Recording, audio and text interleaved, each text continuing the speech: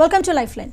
ఇవాళ లైఫ్ లైన్లో అసలు ఆ కాళ్ళ సిరాల్లో వాపులు రావడానికి గల రీజన్స్ ఏంటి, దీన్ని ఎలా డయాగ్నోస్ చేయాలి, ప్రజెంట్ దీనికి ఉన్న ట్రీట్మెంట్స్ ఏంటి, అసలు వారికోజ్ వెయిన్స్ అంటే ఏంటి, వీటన్నిటి గురించి మనతో మాట్లాడడానికి ఎవిస్ హాస్పిటల్ నుంచి డాక్టర్ రాజా వి కొప్పల టీవీ నైన్ స్టూడియోలో ఉన్నారు. సో మీరు కింద స్క్రీన్ పైన స్క్రోల్ అవుతున్న నెంబర్స్కి డైల్ చేయొచ్చు, డాక్టర్తో డైరెక్ట్గా మాట్లాడచ్చు. హలో అండి. హలో అండి. సో అసలు ఏంటి వారికోజ్ వెయిన్స్ అంటే ఏంటి?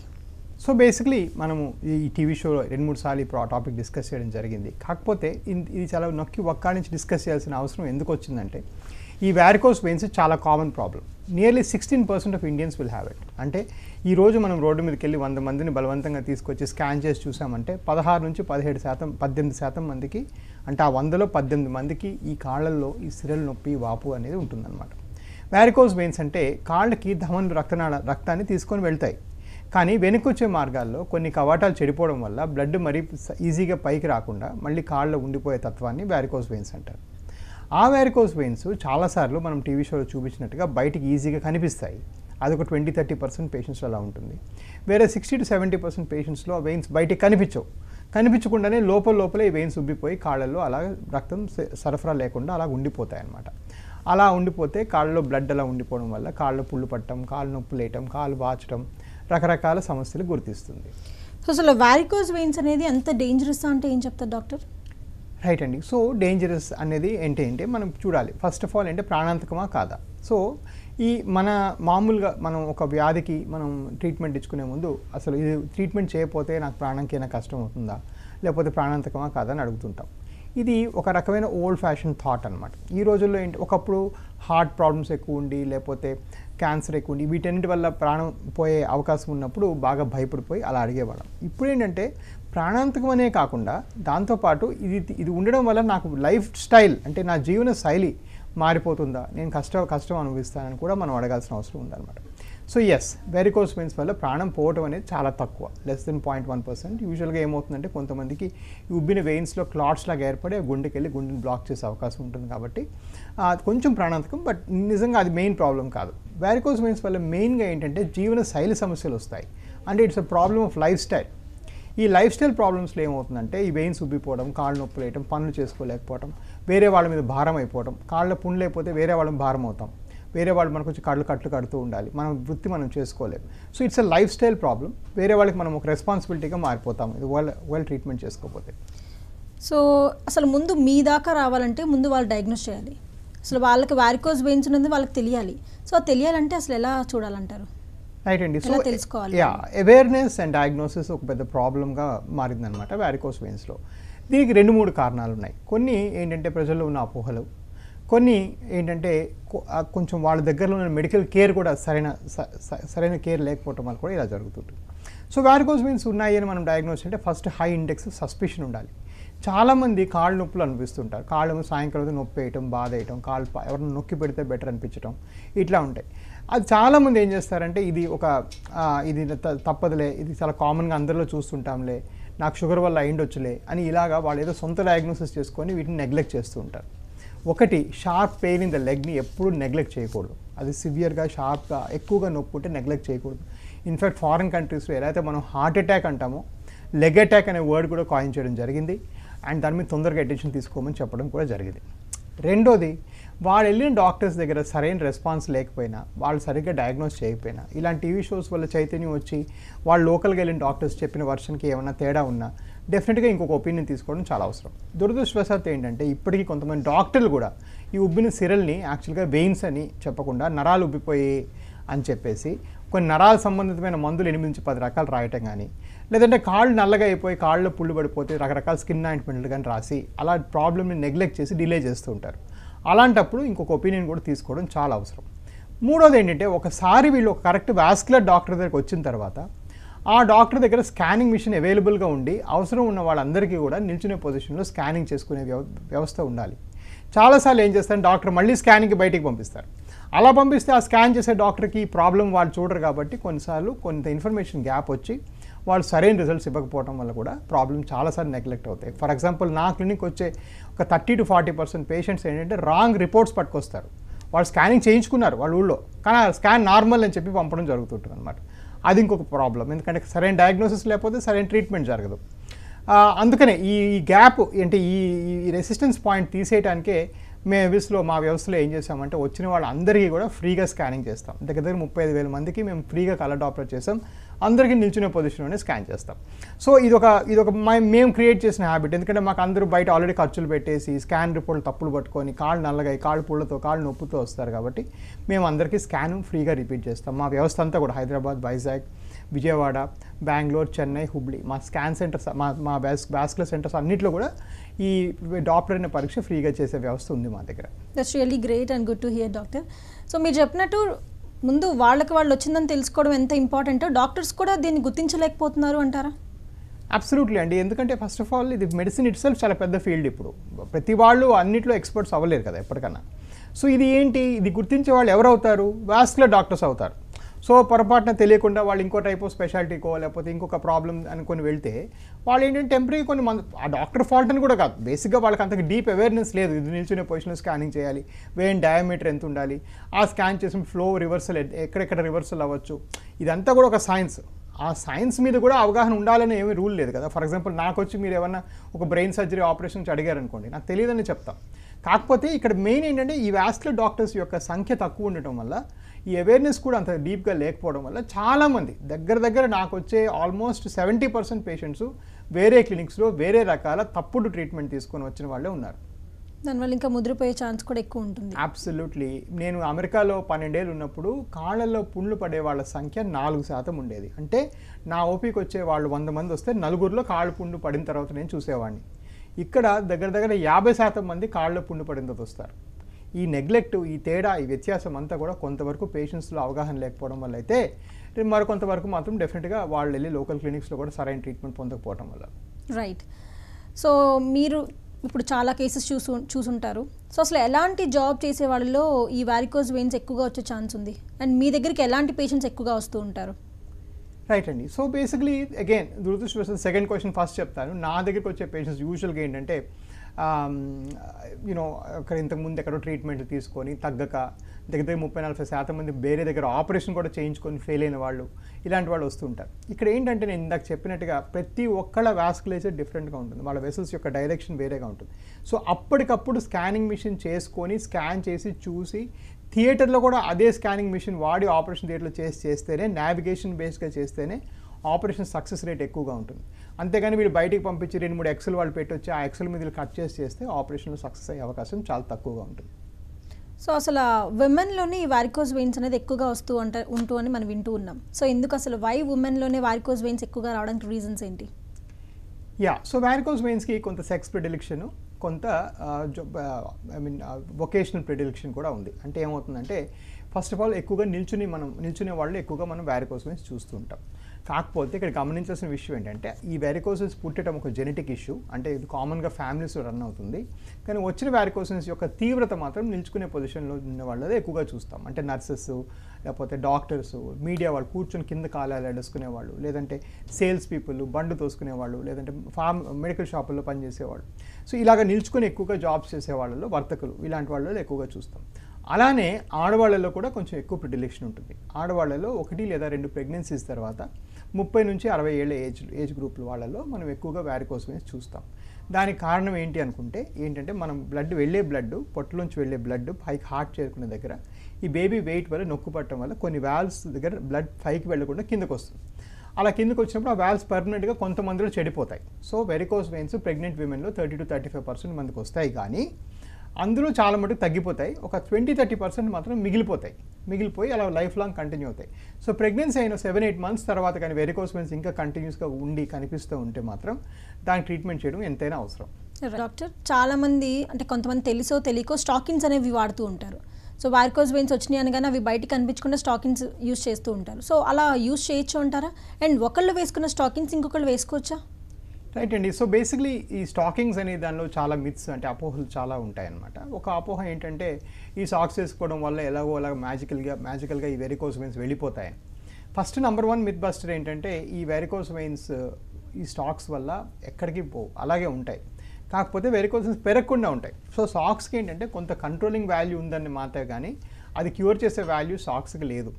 కాబట్టి మనం ఏంటంటే ఈ సాక్స్ వారం రోజుల్లో, నెల రోజుల్లో, 3 నెలల్లో, 6 నెలల్లో వేసుకోవడం వల్ల వెరికోజ్ వెయిన్స్ తగ్గవు. ఈ సాక్స్ అనేది జీవితకాలం అంతా కూడా పొద్దున్న 6 గంటల నుంచి రాత్రి 11 దాకా వేసుకుంటే ఆ వచ్చిన వారికోస్ వెయిన్స్ ఇంకా పెరగకుండా ఉంటాయి. సో ఫండమెంటల్ నెంబర్ 1 ఏంటంటే ఇది క్యూరేటివ్ కాదు, ఇది కంట్రోల్ చేస్తుంది అంతే. నెంబర్ 2 ఏంటంటే ఈ ఒకసారి ఈ వెరికోస్ వెయిన్స్ వచ్చిన తర్వాత ఎర్లీ స్టేజెస్లో మాత్రమే ఈ సాక్స్లు పనిచేస్తాయి. అంటే ఈ వెయిన్స్ కనిపించకుండా ఒక 3 మిల్లీమీటర్స్ కన్నా దీని డయామీటర్ తక్కువ ఉన్నప్పుడు మాత్రమే పనిచేస్తాయి. అంతకన్నా ఎక్కువ ఉంటే ఈ సాక్స్లు పనిచేయవు. దానికి తోడు కొంచెం చర్మం నల్లబట్టము అట్లాంటి స్టేట్లో కానీ సాక్స్ వేసుకుంటే ఈ సాక్స్ యొక్క నైలాన్ మెటీరియల్కి కొంతమందికి బాగా చెమట ఊరి ఇంకా చర్మం చెడిపోయే అవకాశం కూడా ఉంటుంది కొంతమందికి. సో స్కిన్ కేర్ చాలా ఇంపార్టెంట్. ఒకవేళ స్కిన్ కానీ డ్యామేజ్ అయ్యి ఉంటే. మూడోది ఏంటంటే ఈ సాక్స్లు ఒకరిది ఇంకోటి వేసుకోవడానికి వీల్లేదు. ఎవరి కాళ్ళకి అది కొలిసి ఐడియల్లీ యాక్చువల్గా ఫారిన్ కంట్రీస్లో వాళ్ళ సైజ్ ప్రకారం కుడతారు, అప్పుడు కొలతలు తీసుకొని కుడతారు. అలా వీలు పడదు ఇండియాలో, ఎందుకంటే కాస్ట్ చాలా పెరిగిపోతుందని. కానీ కనీసం ఆ సైజ్కి దగ్గరలో ఉన్న సైజు మనము ఆర్డర్ చేసి చేసుకోవాలి. అది కూడా మీ పేషెంట్ యొక్క కాళ్ళు కొలతలు తీసుకున్నాకనే చేయాలి, అంతేగాని ఒకళ్ళతో సాక్స్ వేసుకోకూడదు. బట్ ఈ అన్నింటిలోకి బాధాకరమైన విషయం ఏంటంటే చాలామంది ఈ సాక్సులు దొరకపోవడం వల్ల ఎర్ర గుడ్డ కట్టేస్తూ ఉంటారు.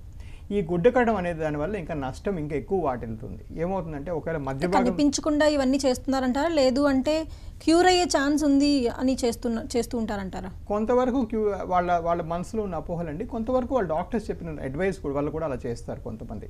ఇలా గుడ్డ కడితే ఏమవుతుందంటే ఇప్పుడు ఈ మధ్య భాగంలో కొంచెం టైట్గా కట్టేసాం అనుకోండి, ఈ వాపు పైకి వెళ్లకుండా కిందకి పోతుంది. సో చాలామంది కాళ్ళు ఇలా దే కమ్ విత్ టార్నికే లెగ్ అనమాట, అంటే అవర్ గ్లాస్ లెగ్తో వస్తుంటారు. అది ఇంకా డ్యామేజ్ పెరుగుతుంది అలా చేస్తే. ఆర్ మరీ గట్టి కట్టేస్తే కాళ్ళకి వెళ్ళే రక్తనాళం, ఇప్పుడు దాకా వచ్చే రక్తనాళం గురించి మాట్లాడుతున్నాం కదా, కొన్నిసార్లు వెళ్ళే రక్తనాళం కూడా బ్లాక్ అయిపోయి కాళ్ళు డ్యామేజ్ పెరిగిపోవచ్చు. రైట్, కాల్ ఉన్నారండి. నిర్మలాదేవి గారు, హలో. నమస్కారం అండి. నమస్తే అండి, చెప్పండి మీ ప్రాబ్లం. డాక్టర్ గారండి, ఈ మధ్యలో నా కాలుకి కొంచెం ఇట్లా కనబడుతుందండి వెరికోజ్ లాగా. అలాగే నాకు అంతకుముందే రిమోటెడ్ ఆర్థరైటిస్ ఉందండి 4-5 ఇయర్స్ నుంచి. అలాగే ఈ ప్రాబ్లం ఎట్లా అంటే కాలు బాగా లాగుతుందండి. సో మీరు ఒకసారి ఏం చేస్తామంటే ఇలా వచ్చిన పేషెంట్స్ అందరికీ ఎర్లీగా ఉందా లేట్గా ఉందా అని నిశ్చయించాల్సిన పర్సన్ మీ డాక్టర్. సో మీకు ఫర్ ఎగ్జాంపుల్ మా ఏవిస్కి వస్తే ఏం చేస్తామంటే మీకు ఫ్రీగా స్కాన్ చేసేస్తాం. సో స్కాన్ చేస్తే ఏమవుతుందంటే మనకి దాని చుట్టుకొలత తెలుస్తుంది, ఫ్లో తెలుస్తుంది, అవి ఎంత తీవ్రంగా ఉందో తెలుస్తుంది. ఆ తీవ్రత స్కానింగ్లో ఎక్కువ లేదు అనుకుంటే కొన్నాళ్ళు సాక్స్లు ఇచ్చి మీరు ఏం చేయక్కర్లేదండి, దీనికి ఏం పెద్దగా వేరే భయపడకండి అని చెప్పి పంపించడం జరుగుతుంది. ఒకవేళ ఆ స్కాన్లో తీవ్రత ఎక్కువ ఉండి దాంతోపాటు మీకు ఒక వీనస్ క్లినికల్ స్కోర్ అనే స్కోర్ మెజర్ చేస్తాం. అంటే కాళ్ళలో నొప్పి ఉందా, కాళ్ళలో వాపు ఉందా అని ఒక డాక్టర్ చూసి 10 హెడ్డింగుల్లో మీకు పాయింట్లు వేస్తారు.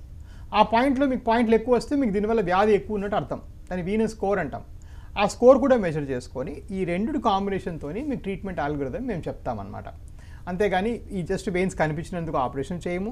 అలాగని ప్రతి పేషెంట్కి మనం స్కాన్ చేయకుండాను ఏం కాదులే వదిలేస్తే కొన్నిసార్లు ర్యాపిడ్గా అది పెరిగి కాళ్ళలో పుండ్లు అయ్యే అవకాశం ఉంటుంది. సో దీనికి స్కాన్ చేసుకోవాలి, మన జాగ్రత్తలో మనం ఉండాలి. కానీ ఇందాక నేను చెప్పినట్టుగా అందరికీ ఆపరేషన్ చేయాల్సిన అవసరం లేదు. రైట్, మీరు ఇప్పుడు చెప్పినట్టు చూడాలి. సో మీరు రండి, ఒకసారి చూసిన తర్వాతే మనం డిసైడ్ చేద్దామని చెప్పారు. సో చాలామంది ఇప్పుడు అసలు హాస్పిటల్స్కి రావడానికే భయపడుతున్నారు. అండ్ మనం దాన్ని జూమ్ కాల్లోనో అట్లనో మనం చూసి దీన్ని ట్రీట్మెంట్ చేయలేం. సో అలాంటి వాళ్ళకి మీరు ఏం చెప్దాం అనుకుంటున్నారు? అబ్సల్యూట్లీ అండి. బేసికలీ ఏంటంటే ఇక్కడ 2 విషయాలు గమనించాలి. ఒకటి ఏంటంటే కొంతవరకు వాట్సాప్ కాల్ వల్ల, జూమ్ కాల్ వల్ల, ఏదో వల్ల మేము అందరికీ ఆఫర్ చేస్తున్నాం. అందరి పేషెంట్స్తో మేము వాట్సాప్ కాల్ మాట్లాడుతున్నాం. మా స్టాఫ్ ఎంతో కొన్ని రోజుగా 100-150 మందితో కూడా కాల్స్ చేస్తున్నాం. అది కొంతవరకు చేయగలం. కానీ ఒక పేషెంట్ని పట్టుకొని పల్స్ చూడాలి, బీపీ చూడాలి, కాల్ చూడాలి, కాల్లో స్కానింగ్ చేయాలి, ఇవి ఏవి కూడాను వాట్సాప్లోనో ఫోన్లో కాదు. సో ఏ గవర్నమెంటు, ఏ వ్యవస్థ, ఎవరు కూడాను మీకున్న ఎమర్జెన్సీలను పక్కన పెట్టేసేయండి, మీరున్న కాల్ని మీరు కేర్ తీసుకోవద్దు, మీ లాక్డౌన్ వల్ల మీ కాలు పాడైపోవాలి అని ఎవరు కూడా ఏ గవర్నమెంట్ మీకు ఎవరు చెప్పడం జరగలేదు. మేము Avis hospital Covid free hospital. So మేము కోవిడ్ పేషెంట్స్ని తీసుకోలేదు. మాకు ఫైనాన్షియల్గా మీ పేపర్లో చదివే ఉంటారు, ఫైనాన్షియల్గా చాలా రెమ్యూనరేటివ్ కోవిడ్ పేషెంట్స్ తీసుకుంటే. కానీ మేము మా కోర్ ఎవరైతే ఉన్నారో మమ్మల్ని నమ్ముకొని 7 రాష్ట్రాల నుంచి పేషెంట్స్ వస్తారు. కర్ణాటక, తమిళనాడు, ఆంధ్ర, సో ఈ మధ్యప్రదేశ్, ఛత్తీస్గఢ్, ఈ ఎన్నో రాష్ట్రాల నుంచి మా పేషెంట్స్ వస్తారు. వాళ్ళందరికీ వసతులు కలగడం వీలు పడదు అనేసి మేము కోవిడ్గా కన్వర్ట్ చేయకుండా మేము మా కేర్ తీసుకుంటూనే ఉన్నాం. ఇన్ఫ్యాక్ట్ పీక్ లాక్డౌన్ మంత్ ఏప్రిల్లో కూడా మా దగ్గర 45 సర్జరీలు, అత్యవసరమైన సర్జరీలు, వాస్కులర్ సర్జరీలు జరిగాయి. లాక్డౌన్ అనౌన్స్ చేసిన రోజు, ఎక్కడైతే కదలకూడదని చెప్పిన రోజు కూడా మేము చేయడం జరిగింది. ఎందుకంటే ఇది హెల్త్ కేర్. హెల్త్లో వచ్చే ఎమర్జెన్సీ ఏ లాక్డౌన్ కోసమో, ఏ సోషల్ ప్రాబ్లం కోసమో, ఏ మెడికల్ ప్రాబ్లం కోసమో ఆగవు. అది అలా పెరిగిపోతూ ఉంటాయి, కాలు తీసే అవకాశం కూడా వచ్చే అవకాశం ఉంది. సో అందుకని దీని మీద తొందరగా అటెన్షన్ తీసుకొని యాక్షన్ తీసుకోవడం చాలా అవసరం. రైట్, మరో కాల్ ఉన్నారండి. నీలిమ గారు. నమస్తే డాక్టర్ గారు. చెప్పండి. నేను యాక్చువల్గా నీలిమ మదర్ని సార్. Patient Neelima sir. యాక్చువల్గా పాపకి ఏంటంటే డాక్టర్ చూపించామండి, వెయిన్స్ ప్రాబ్లమ్ అమ్మా, ఆపరేషన్ చెయ్యాలి అని అన్నారు సార్. అంటే యాక్చువల్ అప్పుడు అంటే బోన్ బ్రేక్ అయింది సార్. పాప బోన్ బ్రేక్ అయినప్పుడు స్కాన్ చేసినప్పుడు అది కూడా చెప్పారు సార్, నరాల స్టాప్ ఉన్నాయని చెప్పి డాక్టర్ చేంజ్ చేస్తారు సార్. పాప వయసు? పాప వయసు 22 years సార్. ఎంత? 32? పాపకి 2 పిల్లలు సార్ ఆల్రెడీ. పాప వయసు అమ్మా? 22 years sir. Okay, fine. So yeah, 22 yearsకి వారికోస్ వెయిన్స్ వచ్చే అవకాశం ఉంటుందమ్మా, డెఫినెట్గా మనం ఒకసారి చూడాల్సి వస్తుంది. సో యా, ఇప్పుడు ఆపరేషన్ పరంగా మాత్రం కట్ చేసే ఆపరేషన్కి అవసరం ఏమీ లేదు. సో ఇప్పుడు ఏం చేస్తామంటే చిన్న సూది పెట్టి లోపలికి వైర్ ఎక్కించి ఈ వెయిన్స్ని లోపలే కరిగింపు చేస్తాం కాబట్టి పాప వెంటనే 1 or 2 hours తర్వాత మళ్ళీ ఇంటికి వెళ్ళిపోవచ్చు, పనులని యథావిధిగా చేసుకోవచ్చు. సో అది మారింది. ఒకవేళ చేయాలి అని మనం స్కాన్ చేసి నిర్ధారించి చూసి చేయాలని నిశ్చయిస్తే చేయాల్సిందే, దాని డౌట్ లేదు. బట్ ఆ చేసే పద్ధతులు మాత్రం చాలా అడ్వాన్సెస్ వచ్చేసినాయి. సో మీకు ఉన్న డాక్టర్ అలాంటి సర్వీస్ ఆఫర్ చేస్తున్నారా? దాంతోపాటు మీరు కొన్ని క్వశ్చన్స్ అడగాలి, ఎవరైనా డిలిజెన్స్ చేసుకోవాలి పేషెంట్స్ వెళ్ళే ముందు. ఎన్ని హండ్రెడ్స్ ఆఫ్ ప్రొసీజర్స్ చేస్తున్నారా, ఎన్ని చేసుకునే ఎక్స్పీరియన్స్ ఉందా? మా ఊరి దగ్గర ఎవరైనా 4-5 పేషెంట్స్ నంబర్స్ ఇస్తే మేము వాళ్ళతో మాట్లాడి వెరిఫై చేసి ఈ డాక్టర్కి చేసే కెపాసిటీ ఉందా లేదా, ఇలాంటివి మనం డిలిజెన్స్ చేసుకొని వెళ్తే మన రిజల్ట్ బాగా వచ్చే అవకాశం ఉంది. రైట్, అసలు 22 years అని చెప్తున్నారు ఇప్పుడు కాలర్. అసలు ఏ ఏజ్ గ్రూప్లో ఈ వారికోజ్ వెయిన్స్ అనేది వచ్చే ఛాన్స్ ఉంది అంటే ఏం చెప్తారు doctor? Right, so varicose veins వచ్చే అవకాశము ఏ ఏజ్లో రావచ్చండి, అదేమి దానికి ఏజ్ వ్యత్యాసం అంటూ ఏం లేదు. But most importantly around 14 years నుంచి 96 years దాకా నేను పేషెంట్స్ చూడడం జరిగింది. ఏ వయసు వాళ్ళకని రావచ్చు. నేను ఇందాక చెప్పినట్టుగా 30 నుంచి 50 ఏళ్లలో విమెన్లో ఎక్కువగా 1 లేదా 2 ప్రెగ్నెన్సీస్ తర్వాత ఎక్కువగా మనం చూడడం జరుగుతుంది. కానీ ఇంకా మన ఊహ తెలిసిన దగ్గర నుంచి మనం జాగ్రత్తగా ఉండాలంటారు. జాగ్రత్త అంటే దీని మీద ఇదొక వ్యాధి, దీని మీద అవేర్నెస్ ఉండాలి, మనం దీని గురించి భయపడకూడదు. మళ్ళీ జాగ్రత్త వేరు, భయం వేరు. సో అగైన్ దీని పూర్తిగా క్యూర్ ఉంది, ఇది 100% క్యూర్ చేసుకోవచ్చు. ఆల్మోస్ట్ ఎర్లీ స్టేజ్లో అయితే 100% క్యూర్ చేయొచ్చు. దీనికి సరైన డాక్టర్స్ కూడా ఉన్నారు, దీనికి వేరే ట్రైనింగ్ ఉంటుంది అని అవేర్నెస్ క్రియేట్ చేసుకోవాలి. కానీ ఇదేం పెద్ద ప్రాణాంతకమైన వ్యాధి ఏం కాదు. రైట్, సో ఇప్పుడు ప్రతిదానికి సర్జరీకి వెళ్ళాల్సిన అవసరం లేదు, లేజర్ ట్రీట్మెంట్స్ చాలా అవైలబుల్ ఉన్నాయని చెప్తూ ఉన్నారు బిఫోర్ మనం మాట్లాడుకున్నప్పుడు కూడా. సో అసలు వారికోజ్ వెయిన్స్ కూడా లేజర్ ట్రీట్మెంట్ అవైలబుల్ ఉందా, లేదంటే సర్జరీకి వెళ్ళాలంటారు? అసలు సర్జరీ ఈ రోజుల్లో అవసరమే లేదండి. ఈ almost now I'm talking over 4,500 to 5,000 cases మనం చేసిన ఎక్స్పీరియన్స్తో మనం చెప్తున్నాం. ఇప్పుడు దాకా మేము ఎవరికి కూడాను మీకు కట్ చేసి మళ్ళీ వెయిన్స్ తీయాలి, ఇది మీకు లేజర్ పనికిరాదు అని చెప్పడం జరగలేదు. ఆల్ పేషెంట్స్ అందరికీ ఒక 15 to 20 minute ప్రొసీజర్ చేస్తాం, చిన్న సూది పెట్టి చేస్తాం, లోపల ఒక వైర్ పెట్టి ఆ వెయిన్స్ని మాత్రమే స్కానింగ్ చేసుకుంటూ ఏవైతే లీక్ అవుతున్నాయో వాటిని మాత్రమే కరిగిస్తాం. కాబట్టి వేరేవన్నీ సేఫ్గా ఉంటాయి, వేరే వెయిన్స్ కరిగించాం, వేరే దగ్గర టచ్ చేయం. అండ్ మోస్ట్ ఇంపార్టెంట్లీ దీని క్యూర్ రేట్, లేజర్ కానీ సరిగ్గా చేస్తే క్యూర్ రేట్ 98%. పాత రోజుల్లో సర్జరీ చేస్తే దాని క్యూర్ రేట్ 60% మాత్రమే ఉండేది. మళ్ళీ వచ్చే ఛాన్స్ ఉంది అంటారా? మళ్ళీ వచ్చే అవకాశం 2%. సో 100లోంచి మనం 98 మైనస్ చేస్తే 2 మిగులుతుంది కదా. సో అది మళ్ళీ వచ్చే అవకాశం, రికరెన్స్ ఛాన్సెస్.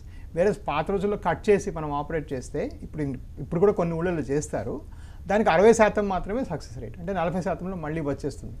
సో ఇది ఆ వ్యత్యాసం ఉందన్నమాట. సో యా, ఈ రోజుల్లో ఫారిన్ కంట్రీస్ ఎక్కడైనా UK, US ఎక్కడ కూడా 96% పేషెంట్స్ ఆర్ అండర్గోయింగ్ లేజర్.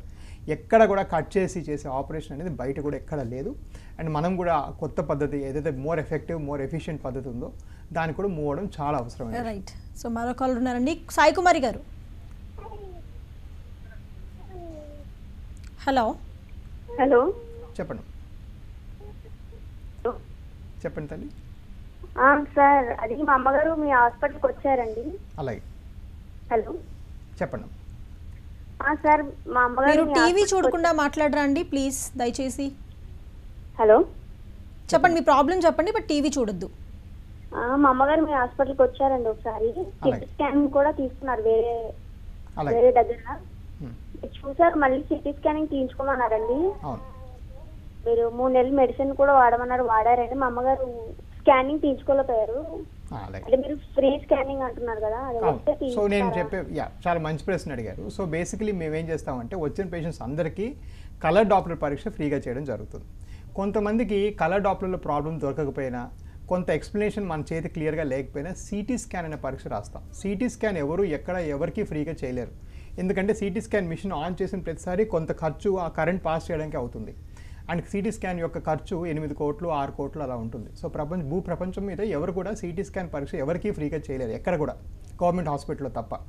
కానీ అది ఎవరికే చెప్తామంటే చాలా రేర్గా 1% మందికే చెప్తాం అది అవసరమని.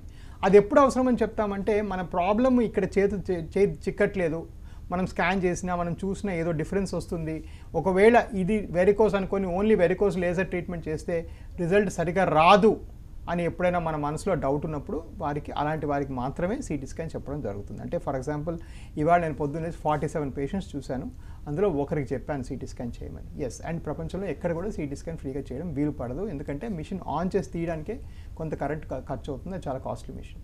రైట్. సో బీపీ, షుగర్ ఇవన్నీ ఉన్న వాళ్ళు కూడా ఈ వారికోస్ వెయిన్స్కి ట్రీట్మెంట్ చేయించుకోవచ్చు అంటారా డాక్టర్?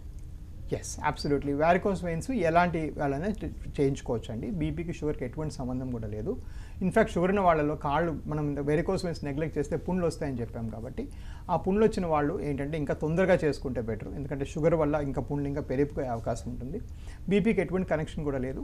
గుర్తుపెట్టుకోవాల్సిన విషయం అంటే ఎవరైనా ఫ్యూచర్లో లాంగ్ టర్మ్లో 2 కంట్రోల్లో పెట్టుకోవడం చాలా అవసరం, వేరే కాంప్లికేషన్స్ రాకుండా ఉంటాయి. అట్లా అని మాత్రం దాని గురించి ఈ ప్రాబ్లమ్ మనం అశ్రద్ధ చేయకూడదు, డిలే చేయకూడదు. Right, thank you so much అండి. ఇది వాళ్ళ లైఫ్ లైన్. చూస్తూనే ఉండండి TV9.